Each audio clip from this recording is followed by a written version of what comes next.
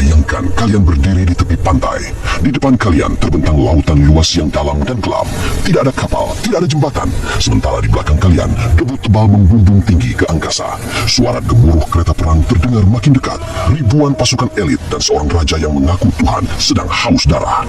Maju mati tenggelam, mundur mati dibantai. Inilah situasi paling mengerikan yang dialami Nabi Musa dan Bani Israel. Sebuah jalan buntu yang secara logika manusia tamat. Tapi di saat logika manusia berhenti, disitulah mukjizat Allah bekerja. Bagaimana detik-detik laut terbelah menjadi 12 jalan tol raksasa, dan bagaimana nasib Firaun saat air laut itu meremukkannya. Simak kisah epik ini sampai habis. Mari kita mundur sedikit. Malam itu, Bani Israel diam-diam kabur dari Mesir di bawah komando Nabi Musa. Saat pagi tiba, kabar itu sampai ke telinga Firaun. Wahai Raja, budak-budak itu telah pergi semua. Kota ini sudah kosong. Kurang ajar. Musa menantangku. Haman kumpulkan semua pasukan. Panggil pasukan elit kavaleri. Memanah, kita kejar mereka sekarang juga. Aku akan potong tubuh mereka sebelum matahari terbenam. Firaun mengerahkan pasukan terbesarnya dalam sejarah Mesir. Suara derap kuda dan roda kereta perang mereka membuat bumi bergetar. Nafsu membunuh Firaun sudah dikubur-kubur. Egonya terluka parah.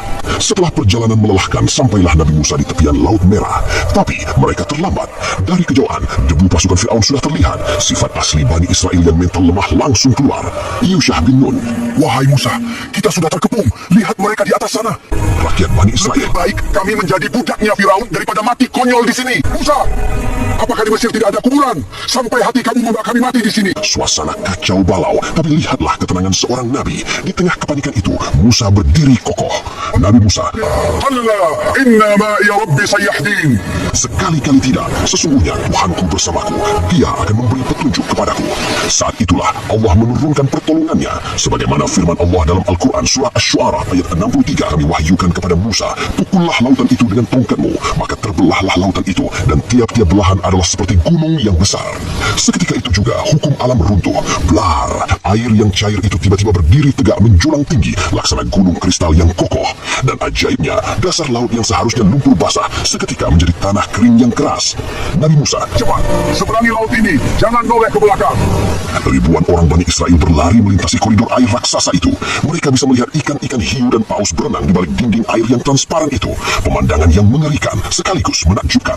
Firaun tiba di tepi laut, melihat jalan terbuka. Kesombongannya buta. Firaun, Lihatlah, lautan saja takut kepadaku. Habisi mereka. Firaun masuk ke dalam jebakan maut. Saat seluruh pasukannya berada tepat di tengah lautan, Allah mencabut mujizatnya. Malaikat Jibril, Wahai air, kembalilah seperti semula. jutaan ton air laut runtuh seketika. Boom! Suara tulang patah dan kereta hancur terdengar mengerikan. Firaun tergulung ombak dahsyat. Di detik-detik sakaratul maut, ia berteriak ketakutan. Firaun tersedak. Aku beriman. Tidak ada Tuhan selain Tuhannya Musa. Malaikat Jibril menyumpal mulut Firaun. Baru sekarang, padahal dulu kau durhaka. Firaun mati dalam kehinaan, tapi Allah punya rencana lain untuk jasadnya. Agar menjadi pelajaran abadi bagi manusia, Allah berfirman dalam surah Al-Yunus ayat 92, maka pada hari ini kami selamatkan badanmu supaya kamu menjadi pelajaran bagi orang-orang yang datang sesudahmu. Benar saja, jasad Firaun tidak hancur dimakan ikan. Ombak memuntahkannya ke tepi pantai agar dilihat oleh Bani Israel bahwa Tuhan mereka sudah mati kaku. Hingga hari ini kita masih bisa melihat jasad itu. Mumi Firaun di Museum Mesir masih utuh rambut dan kulitnya sebagai saksi bisu kekuasaan Allah. Sahabat Ali Amar, jika laut saja tunduk pada perintah Allah, maka masalah apa yang kalian hadapi yang tidak bisa Allah tolong? Kuncinya satu, yakinlah seperti yakinnya Musa. Wallahu a'lam bishawab. Wassalamualaikum warahmatullahi wabarakatuh.